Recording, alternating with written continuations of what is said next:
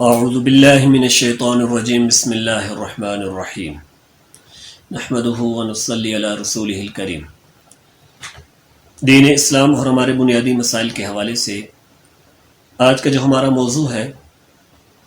وہ ہے کہ آج کل جو ایک پھیلتا ہوا وائرس ہے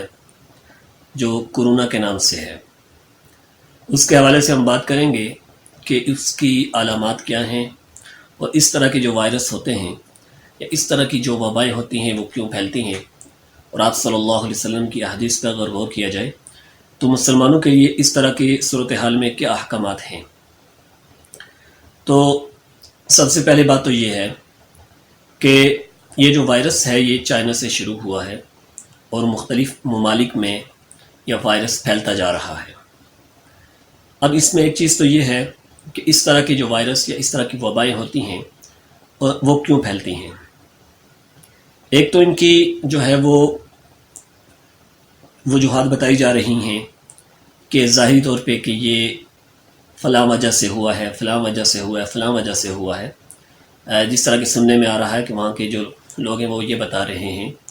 کہ یہ چمگادڑ کے سوپ کی وجہ سے ہوا ہے، یا جو مختلف وجوہات ہیں وہ ایک الگ پہلو ہے۔ اس کی جو دوسری وجہ ہے کہ شرعی لحاظ سے اگر دیکھا جائے تو اس طرح کی جو متعدی بیماری ہوتی ہیں جو کسی ایک شخص کو لگتی ہیں اور مختلف لوگوں میں پھیلتی ہیں، تو یہ متعدی امراض جو ہوتی ہیں ان کی وجوہات کیا ہوتی ہیں۔ آپ صلی اللہ علیہ وسلم کی حدیث کا مفہوم ہے، بخاری کے اندر یہ حدیث موجود ہے۔ حضرت عائشہ رضی اللہ تعالیٰ عنہ فرماتی ہیں کہ آپ صلی اللہ علیہ وسلم سے انہوں نے پوچھا طاعون کے بارے میں۔ آپ صلی اللہ علیہ وسلم کے زمانے میں اور صحابہ کے بارے میں طاعون کی بیماری یہ ایک وبا تھی جو پھیلتی تھی، اور جو کسی ایک شخص کو لگتی تھی تو مختلف لوگوں کو یہ بیماری بھی پھیل کے لگتی تھی۔ تو طاعون کے بارے میں آپ صلی اللہ علیہ وسلم سے حضرت عائشہ رضی اللہ تعالیٰ عنہ نے پوچھا تو آپ صلی اللہ علیہ وسلم نے فرمایا کہ یہ اللہ تعالیٰ کی طرف سے عذاب ہے، اللہ تعالیٰ جس کو چاہتے ہیں یہ عذاب دیتے ہیں۔ اور یہ ساتھ فرمایا آپ صلی اللہ علیہ وسلم نے کہ یہ رحمت ہے مسلمین کے لیے۔ ایک تو یہ ہے، یعنی اس طرح کی جو متعدی امراض ہوتی ہیں، اس طرح کی جو بیماریز ہوتی ہیں، اس طرح کی جو وبائیں ہوتی ہیں وہ اللہ تعالیٰ کی طرف سے عذاب ہوتا ہے، اور مسلمانوں کے لیے اس میں جو رحمت بتایا گیا ہے وہ اس وجہ سے ہے کہ آپ صلی اللہ علیہ وسلم کی حدیث کا مفہوم ہے کہ جو اس طرح کی بیماری میں مبتلا ہوتے ہیں، اگر کوئی اس طرح کا علاقہ ہو اور اس طرح کی جگہ پہ اگر اس طرح کی بیماری پھیلتی ہیں تو وہاں پہ جو مسلمان اللہ تعالیٰ پہ توکل کر کے صبر کرتے ہیں اور پھر اللہ تعالیٰ پہ بھروسہ کرتے ہوئے اس جگہ پہ رہتے ہیں، تو اگر وہ اس طرح کی بیماری سے فوت بھی ہو جاتے ہیں، ان کی ڈیتھ بھی ہو جاتی ہے، تو آپ صلی اللہ علیہ وسلم نے فرمایا کہ ان کو شہادت کا درجہ ملتا ہے، گویا کہ وہ شہید ہیں۔ ایک تو یہ ہے کہ یہ بیماری جو اس طرح کی بیماری پھیلتی ہیں وہ اللہ تعالیٰ کی طرف سے عذاب ہوتے ہیں۔ دوسرا یہ کہ اگر اس طرح کی بیماری کسی علاقے میں ہو تو وہاں کے رہنے والے مسلمانوں کے لیے کیا احکامات ہیں، وہاں پہ جو مسلمان ہیں ان کو کیا کرنا چاہیے، اور شرعی لحاظ سے ان کے لیے کیا کیا احکامات ہیں۔ ایک تو یہ ہے کہ اگر اس طرح کی بیماری کسی علاقے میں اس طرح کے وائرس پھیلتے ہیں تو وہاں کے جو لوگ رہنے والے ہیں، وہاں جو مسلمان ہیں ان کے لیے یہ حکم ہے کہ وہ وہاں سے بھاگے نہیں،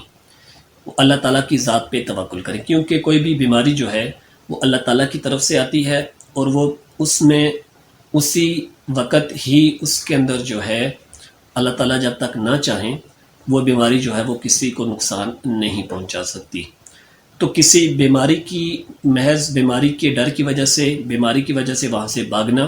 یہ شرم صحیح نہیں ہے۔ اس وجہ سے مسلمانوں کے لیے جو وہاں کے رہنے والے ہوں، ایسے علاقے میں موجود ہوں پہلے سے جہاں اس طرح کی بیماری پھیلتی ہیں یا وہاں پہ اس طرح کی بیماریز ہوں، تو وہاں کے جو رہنے والے لوگ ہیں جو مسلمان ہیں ان کو وہاں سے بھاگنے کی اجازت نہیں ہے۔ ان کو اللہ تعالیٰ پہ بھروسہ کرتے ہوئے، اللہ تعالیٰ پہ توکل کرتے ہوئے وہاں پہ رہنا چاہیے، اور اللہ تعالیٰ سے شفا کی اور اللہ تعالیٰ سے دعا کرنی چاہیے کہ اللہ تعالیٰ ان کو اس طرح کے وبا سے محفوظ رکھے۔ ایک تو یہ ہے، اگر وہاں سے وہ بھاگتے ہیں تو وہ شرعاً گناہ گار ہوتے ہیں، اور اگر وہاں پہ اس طرح کی بیماری لگنے کے بعد اگر ان کی وہاں پہ ڈیتھ بھی ہو جاتی ہے وہ وہاں پہ فوت بھی ہو جاتے ہیں تو پھر بھی ان کو شہادت کا درجہ ملتا ہے۔ آپ صلی اللہ علیہ وسلم نے فرمایا کہ وہ شہید ہیں۔ دوسرا یہ کہ ایسے لوگ اور وہ مسلمان جو اس علاقے سے دور ہیں، وہاں سے باہر ہیں، ان کے لیے کیا احکامات ہیں؟ تو آپ صلی اللہ علیہ وسلم کی حدیث کا مفہوم ہے کہ جو لوگ وہاں سے دور ہوں تو ایسے لوگوں کے لیے اس علاقے میں نہیں جانا چاہیے۔ وہ مسلمان جو وہاں سے باہر ہیں ان کو اس طرح کے جو ہے علاقے کے اندر نہیں جانا چاہیے، وہاں سے ان کو بچنا چاہیے۔ اب یہ جو بات ہے کہ آپ صلی اللہ علیہ وسلم نے فرمایا کہ جو لوگ وہاں پہ موجود ہیں ان کو تو وہیں رہنا ہے، ان کو تو اسی جگہ پہ ٹھہرنا ہے، وہاں سے بھاگنا نہیں ہے۔ تو اس میں ایک چیز تو یہ ہے کہ آیا سبب کا اختیار کرنا یہ بھی ضروری ہے کہ اگر ایک جگہ پہ بیماری ہو اور وہاں سے نکلنا، کوئی سبب اختیار کرنا وہاں سے اگر کیا جائے تو کیا یہ شرعاً صحیح کیوں نہیں ہے؟ دوسرا یہ ہے کہ وہ لوگ جو وہاں سے دور دراز علاقے کے ہیں وہاں پہ پھر ان لوگوں کو جانے کی اجازت کیوں نہیں ہے؟ تو اس میں پہلی بات تو یہ ہے کہ جو لوگ وہاں پہ رہتے ہیں ان کو تو یہ ہے کہ وہ آپ صلی اللہ علیہ وسلم کی احادیث کو سامنے رکھتے ہوئے اگر اس بات پہ غور کیا جائے تو یہ مسلمانوں کے لیے رحمت ہے۔ یعنی یہ ضروری نہیں ہے کہ موت کے اندر جو ہے وہ بیماری کے اندر اللہ تعالیٰ نے موت کو نہیں رکھا، یہ ضروری نہیں ہے کہ اسی بیماری سے ان کی موت آئے۔ اب ان کو اللہ تعالیٰ پہ توکل کرتے ہوئے اس علاقے میں رہنا ہے، اور اس میں جو ہے اگر ان کی موت بھی آتی ہے تو پھر بھی شہید ہے۔ اور ان کو وہاں سے نکلنے کی اجازت کیوں نہیں ہے؟ اس میں یہ بھی حکمت ہو سکتی ہے کہ وہ مرض جو ہے وہ وبائی ہے، وہ پھیلتا ہے، متعدی ہے، تو اس کے جانے کی وجہ سے وہ جس علاقے میں جائے گا، جہاں بھی جائے گا، تو اور لوگوں کو یہ مرض لگنے کا خطرہ ہے۔ دوسری چیز یہ ہے کہ آپ صلی اللہ علیہ وسلم نے جو یہ فرمایا کہ وہاں سے جو دور دراز کے علاقے میں ہوں تو ان کو اس طرح کے علاقے میں جانے کی اجازت نہیں ہے۔ اب یہ بھی جو ہے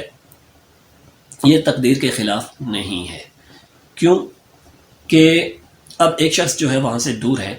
تو اب اس کو اسباب کے درجے میں یہ ہے کہ اس کو وہاں پہ جانے کی اجازت نہیں ہے۔ اب جو اسباب اختیار کیے جاتے ہیں، اب دیکھیں ایک شخص جو ہے وہاں پہ اگر وہ جاتا ہے تو اب اس کو وہاں جانے سے پہلے اس کو یہ سبب اختیار کرنا، یعنی اگر وہاں پہ وہ جائے گا تو اس کو جو ہے یہ ہو سکتا ہے یہ بیماری لاحق ہو جائے، تو اب اس کو بچنے کے لیے یہ سبب اختیار کرنا اور وہاں پہ نہ جانا یہ بھی شرعی حکم ہے۔ آپ صلی اللہ علیہ وسلم کی حدیث کا مفہوم ہے کہ اس طرح کے لوگ جو دور دراز کے علاقے میں ہوں وہ وہاں پہ نہ جائیں، کیونکہ اس میں ایک تو یہ ہے کہ ایک جو واقعہ آتا ہے حضرت عمر رضی اللہ تعالی عنہ کا کہ آپ رضی اللہ تعالی عنہ شام کی طرف گئے، اور وہاں پہ یہ بھی بخاری کی ہی روایت ہے جس کا مفہوم یہ ہے کہ آپ کو وہاں پہ پتہ چلا کہ وہاں جس علاقے میں جا رہے ہیں وہاں پہ وبا ہے اور طاعون ہے، تو آپ نے جو ہے مختلف صحابہ سے مشورہ کیا، آپ نے جو ہے وہ مہاجرین سے بھی مشورہ کیا، انصار سے بھی مشورہ کیا کہ وہ جانا چاہیے یا نہیں جانا چاہیے۔ تو اس میں یہ ہوا کہ کچھ لوگوں کی رائے یہ تھی کہ وہاں پہ جانا چاہیے، ہمیں جو ہے وہ وہاں پہ جانا چاہیے، وہاں سے رکنا نہیں چاہیے۔ کچھ جو صحابہ تھے ان کی یہ رائے تھی کہ وہاں پہ نہیں جانا چاہیے۔ تو اس میں ایک صحابی جو تھے آخر کے اندر پھر یہ فیصلہ ہوا کہ انہوں نے یہ کہا کہ میں نے آپ صلی اللہ علیہ وسلم سے یہ حدیث سنی ہے کہ اس طرح کے علاقے میں اگر کہیں پہ وبا پھیلی ہو یا طاعون وغیرہ ہو تو وہاں کے جو دور دراز کے لوگ ہیں ان کو اس طرح کے علاقے میں نہیں جانا چاہیے۔ تو اس پہ ایک جو صحابی تھے انہوں نے حضرت عمر رضی اللہ تعالی عنہ سے کہا کہ کیا آپ اللہ تعالیٰ کی تقدیر سے بھاگ رہے ہیں؟ تو حضرت عمر رضی اللہ تعالی عنہ نے کہا کہ نہیں، میں اللہ کی تقدیر سے نہیں بھاگ رہا بلکہ ایک تقدیر سے دوسری تقدیر کی طرف ہم بھاگ رہے ہیں، یعنی ہم جو یہ سبب اختیار کر رہے ہیں یہ بھی اللہ تعالیٰ کی قدرت کے ماتحت ہی ہے۔ تو یہ اس حوالے سے تھا کہ اس میں جو ظاہری اسباب ہیں وہ کچھ بھی ہو سکتے ہیں کہ وہ بیماری کیوں پھیلی ہے اور کیوں پھیلتی ہے، اس میں جو ہمارے لیے شرعی حکم ہے وہ یہ ہے کہ ہمیں اس طرح کی جو بیماری لاحق ہوتی ہیں، جو اس طرح کی وبائیں ہوتی ہیں، وہ اللہ تعالیٰ کی طرف سے عذاب ہیں۔ جہاں تک ان کی جو ہے وہ سائنسی طور پہ یا میڈیکل کے طریقے پہ جو بچنے کی تدابیر ہیں وہ ضرور اختیار کی جائیں، اور اگر اس طرح کی وبا کہیں پھیلی ہو تو وہاں کے رہنے والوں کو یہ چاہیے کہ وہاں سے نکلیں نہ، جو مسلمان ہیں وہاں پہ ان کو تو اللہ تعالیٰ کی طرف سے ضرور اجر ملے گا۔ تو یہ تھا آج کا ہمارا موضوع